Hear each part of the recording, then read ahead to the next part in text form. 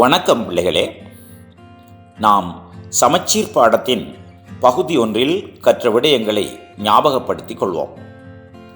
ஒரு தள உருவை ஒரு நேர்கோட்டின் வழியே மடிக்கும்போது ஒன்றோடொன்று பொருந்துகின்ற இரண்டு பகுதிகளாக பிரியுமாயின் அத்தள உருவம் இருவுடை சமச்சீருடைய தள உருவம் என அழைக்கப்படும் எனவும், அம்மடிப்பு கோடானது அத்தள உருவின் சமச்சீர் அச்சாகின்றது எனவும் நாம் கற்றோம்.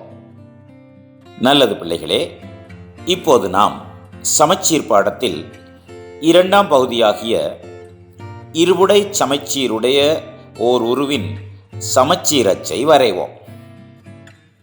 பிள்ளைகளே, இதோ இவ்வுருவை நீங்கள் காண்கிறீர்கள் அல்லவா? முதலில் நாம் இவ்வுருவை ஒரு நெய்யரித்தாளில் பிரதி செய்து கொள்வோம். இப்போது நாம் அதனை வெட்டி எடுத்துக்கொள்வோம்.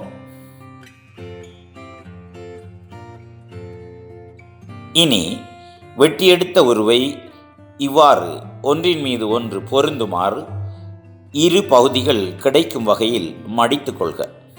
பின்னர் மீண்டும் அம்மடிப்பு கோட்டை நன்கு அழுத்தி இவ்வாறு விரித்து கொள்வோம். அம்மடிப்பு கோட்டை ஒரு பென்சிலினால் வரைந்து கொள்வோம். பிள்ளைகளே, இப்போது நாம் வரைந்தது நாம் வெட்டியெடுத்த உருவின் சமச்சீர் கோட்டையே ஆகும். இனி நாம் இவ்வுருவை பார்ப்போம். முன்னர் போன்று நாம் இவ்வுருவையும் ஒரு நெய்யரித்தாளில் பிரதி செய்து வெட்டி எடுத்துக்கொள்வோம்.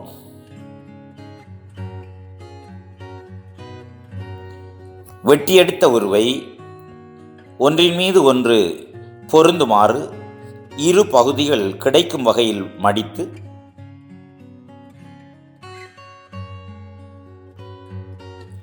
அம்மடிப்பு கோட்டை ஒரு பென்சிலினால் வரைந்து கொள்வோம். பிள்ளைகளே, இவ்வுருவை ஒன்றின் மீது ஒன்று பொருந்துமாறு இரு பகுதிகள் கிடைக்கும் வகையில் மடித்து கொள்ளக்கூடிய வேறு வித்தியாசமான முறைகளும் உண்டு என்பது உங்களுக்கு தெரிகிறதா? இப்போது நாம் அவ்வித்தியாசமான முறைகளை பார்ப்போம். இதோ இது ஒரு முறையாகும்.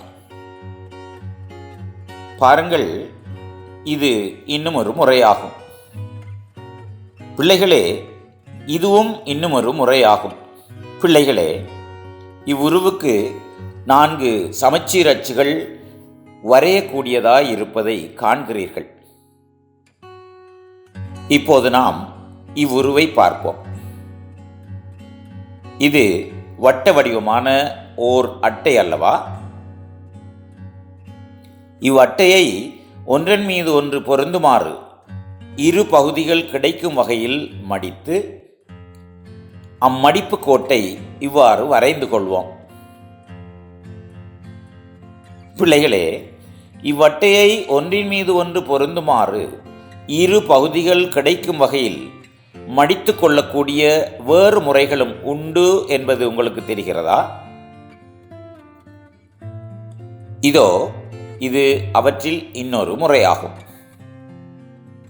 நாம் அம்மடிப்பு கோட்டையும் வரைந்து கொள்வோம். பிள்ளைகளே, இந்த வட்ட வடிவமான ஓர் அட்டையின் மீது இவ்வாறு வரையக்கூடிய மடிப்பு கோடுகளின் எண்ணிக்கை யாதென உங்களால் கூற முடியுமா? இவ்வட்டையில் முன்னர் குறிப்பிட்டவாறு ஒன்றின் மீது ஒன்று பொருந்துமாறு இரு பகுதிகள் கிடைக்கும் வகையில் மடித்து கொள்ளக்கூடிய மடிப்பு கோடுகளின் எண்ணிக்கையானது நாம் எண்ணி முடிக்க முடியாத அளவு ஓர் எண்ணிக்கையாகும். அதாவது பிள்ளைகளே, இவ்வட்ட வடிவமான அட்டைக்கு உள்ள சமச்சீர் அச்சுகள் எண்ணி முடிக்க முடியாத எண்ணிக்கையில் உள்ளன. பிள்ளைகளே, இப்பகுதியில் இருவுடை சமச்சீருடைய ஓர் உருவத்தில் சமச்சீர் அச்சுகளை வரைய கற்றுக்கொண்டோம். இப்பகுதியில் நாம் கற்ற விடயங்களை பயன்படுத்தி இப்பயிற்சியை செய்வோம். இருபுடை சமச்சீர் அச்சுகள் பிழையின்றி வரையப்பட்டுள்ள உருவங்களை தெரிவு செய்வோம். வணக்கம்.